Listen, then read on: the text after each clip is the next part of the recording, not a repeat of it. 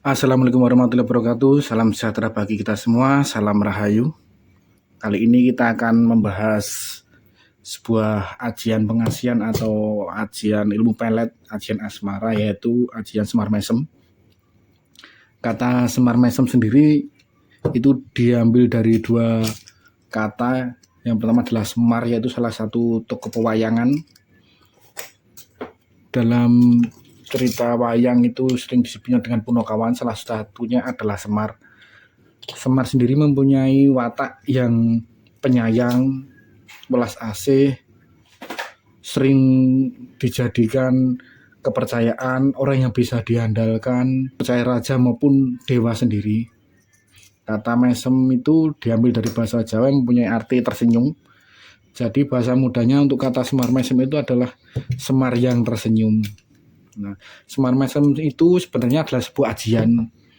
Nah, apa itu ajian? Ajian itu adalah sebuah ilmu yang nanti bisa menyatu dalam tubuh, yang mempunyai fungsi untuk menambah kekuatan lahir batin bagi si perapal atau si pemunyai ilmu dengan cara melafalkan mantra. Tapi bisa juga itu untuk orang lain atau biasa disebut itu target. Jadi tidak cuma berfungsi untuk diri sendiri, bisa juga untuk orang lain, tapi bisa juga itu targetnya itu secara acak atau massal.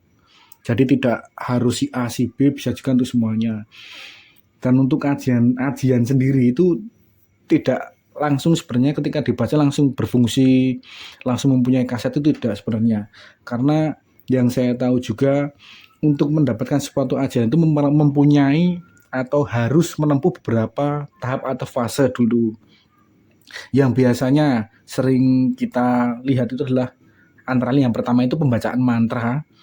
Jadi sebelum kita mendapatkan ajian biasanya kita disuruh membaca mantra secara terus menerus atau hanya hari apa tertentu, berapa kali, sebelum apa, setelah apa, atau bagaimana sampai kita benar-benar hafal di luar kepala.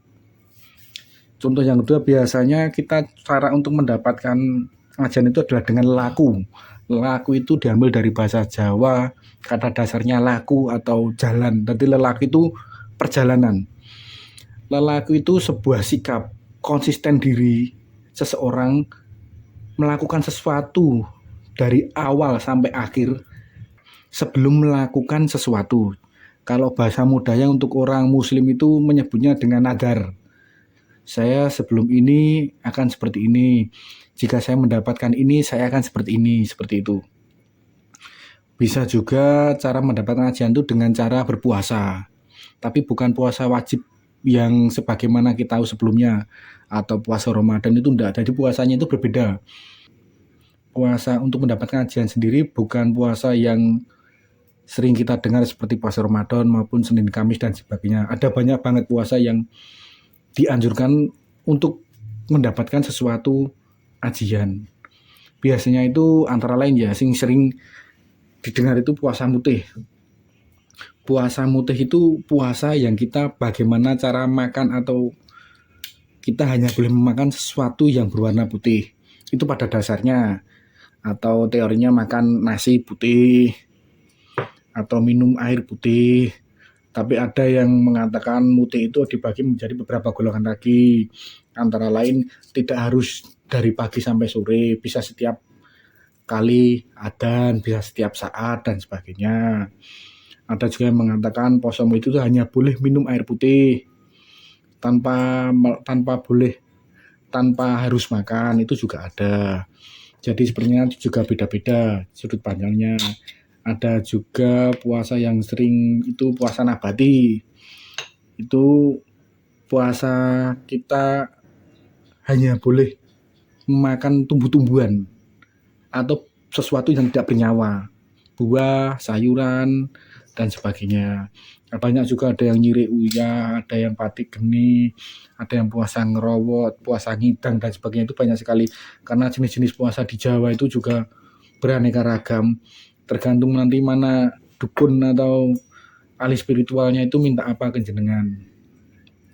Nah, biasanya setelah kita melakukan puasa itu kita melakukan sebutnya itu penyatuan.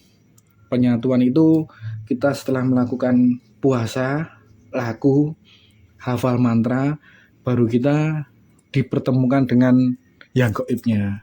Biasanya seperti lewat mimpi atau nyata dan seterusnya. Dan setelah kita bertemu atau yang gaibnya itu sudah setuju untuk bersatu dengan kita, karena istilahnya tadi penyatuan kodam, baru ilmu itu bisa dilakukan. Nah, untuk pemakaian sendiri juga tidak langsung ketika kita membaca langsung mendapatkan ranking. Enggak, biasanya juga ada syarat-syarat tertentu, antara lain nama si target, nama lengkap, bisa juga nanti tanggal lahir untuk menentukan weton atau hari pasaran Jawanya, ada juga yang memerlukan foto, ada juga yang memerlukan nama orang tua lengkap. Jadi nggak langsung puasa, laku, baca mantra, dapat. Nah, masih ada tahapan lagi, karena yang namanya sesuatu itu tidak mungkin instan. Terus karena seiringnya berjalan waktu atau seiring berjalannya zaman, dari sekarang itu zaman aja sudah mulai modern, jadi dipermudahlah, dibuatkan antara ajian itu yang hanya beberapa orang memilikinya atau beberapa orang yang bisa menyelesaikannya, itu sekarang dibuat jimatan, suatu benda yang mempunyai khasiat atau mempunyai tuah tertentu, itu disebut jimatan. Yang biasanya orang nyebut jimatan seperti ini jimatan, masuknya juga termasuk jimatan. Bentuknya kecil biasanya seperti ini. Ini biasanya dia nyebut semar mesem Raja Jawa, karena penyebutannya juga beda-beda, bentuknya juga beda-beda. Dan seperti ini ada yang juga menyebutnya ini salah satu dari semar mesem berbentuk pedang atau keris, namanya keris Nogorunting. Ini juga katanya sarana pengasihan. Ada juga yang berbentuk seperti ini, sebutannya biasa ini nyebutnya semar kuning. Ada yang menyebutnya seperti ini, yang bentuknya seperti ini menyebutnya semar kuncung, jimatan semar kuncung. Ada juga yang bentuk seperti ini, jimatan keris welang. Jadi juga beda-beda dari tempat itu. Juga seperti ini jimatan keris bagong, semar bagong, wujudnya seperti semar, juga seperti bagong. Kalau menurut saya ini bentuknya sebenarnya mau buat bentuk semar, enggak jadinya kayak bagong, jadi disebutnya jimatan semar bagong. Ada juga yang wujudnya seperti ini namanya biasa orang nyebutnya ini semar kuncung kuning. Ini berbeda dengan jimatan yang tipis, ini agak tebal, ini biasanya ditancapkan. Cara pemakaiannya itu juga beda-beda ya untuk jenis-jenis ini ya. Ini juga ada, ini seperti yang naga runting tapi ukurannya mini, lebih kecil. Ini seperti semar mesemnya atau semar irengnya, lebih kecil, ukurannya kecil. Terkadang untuk ahli spiritual itu juga memberikan cara juga berbeda-beda, antara lain biasanya kalau seperti ini, biasanya teman saya kemarin ada sini pamer kayak gini, cuma saya ketawain. Ditaruh di dompet, nanti cewek-cewek pada nempel seperti ini, ditaruh di dompet. Ada juga yang suruh memasukkan ini, disatukan dengan foto target dengan nama lengkap, ditali dengan rambutnya. Jadi untuk kalau tiap tempat itu juga beda-beda untuk syaratnya. Ada juga yang mengatakan seperti ini nanti ditaruh di depan rumahnya agar diinjak atau agar dilangkai, juga ada. Ada yang cara pemakainya katanya digosok sambil nyebut mantra, nyebut si target, juga ada. Ada juga yang dua, yang satu taruh sini, rumah sini, yang satu taruh rumah sana. Jadi bentuknya itu syarat-syaratnya juga berbeda-beda. Ada juga yang cuma ditancapkan. Kalau ini biasanya metodenya ditancapkan, foto Anda, foto target ditancapkan, dibacakan mantra rapal, dia bisa langsung jatuh cinta. Itu juga hak masing-masing individu. Kalau saya kurang percaya, Karena kebanyakan di all shop itu harganya murah. Untuk teorinya saja, kalau menurut saya ya teorinya saja. Ini itu termasuk ilmu tingkat tinggi karena kita buat orang lain jatuh cinta pada kita. Kalau hanya dengan mahar 300 sampai 1 juta, itu teorinya itu kurang masuk. Kenapa? Seandainya saya bisa, mending saya pakai ini, saya guide Luna Maya. Hidup saya menjadi lebih sejahtera. Tidak perlu bekerja susah payah, tidak perlu konten seperti ini. Tancapkan, saya buat fotonya Luna Maya, biografinya juga ada, nama orang tuanya juga ada, lengkap. Tak tancapkan dengan foto saya, besok jadian sama saya jadi artis. Tapi tidak seperti itu metodenya. Karena terkadang juga ada dukun atau ahli spiritual itu mempunyai syarat. Kalau yang di daerah pedalaman-pedalaman yang pernah saya temui, ya saya juga pernah beberapa kali lah, istilahnya itu uji coba. Itu syarat yang pasti itu ada beberapa, antara lain kita harus kenal si target, dan di target harus kenal kita.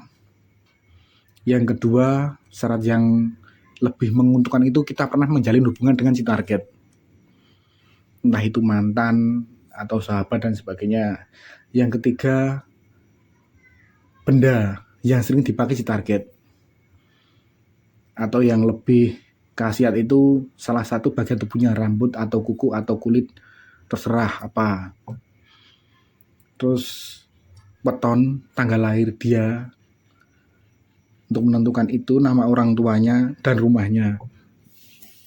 Itu beberapa syarat yang biasanya pakem disebutkan oleh ahli spiritual untuk menggait pasangan. Tapi untuk seperti itu jangan mudah percaya, karena yang pertama dulu saja, mohon maaf ya, saya sedikit mengajari dan sebagainya. Untuk ciri-ciri ya, ciri-ciri orang punya pengasihan, untuk ciri-cirinya biasanya ya, kalau dilihat dengan mata normal dulu saja, seharusnya kita kan juga bisa melakukan tindakan pencegahan, atau istilahnya kita melihat dulu si ahli spiritualnya seperti apa.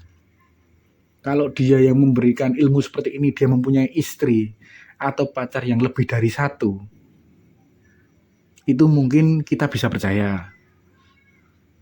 Atau dia di sana, di tempat itu dikagumi banyak orang, dipercaya banyak orang, mungkin kita bisa percaya. Tapi kalau dia hanya orang biasa yang hanya punya istri satu, itu pun nggak cantik-cantik amat, nggak kaya-kaya amat, ya mending nggak usah percaya saja Mas, Mbak.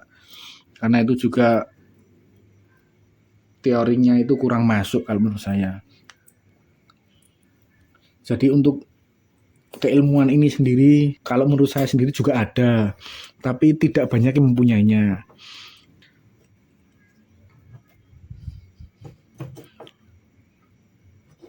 Kalau masih mau percaya monggo, tapi kalau yang ini model-modelnya seperti ini tuh juga ada di all shop sebenarnya, jenis-jenis seperti ini. Jadi kalau Anda diberikan dari ahli spiritual Anda jenis mesem yang model seperti ini, itu harus sedikit diragukan.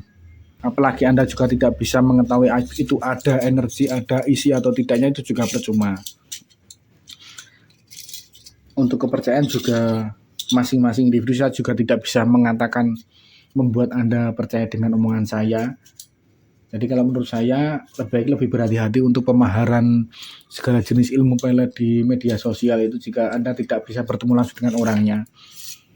Intinya seperti itu. Saya di sini hanya di kisah atau berbagi pengalaman saya.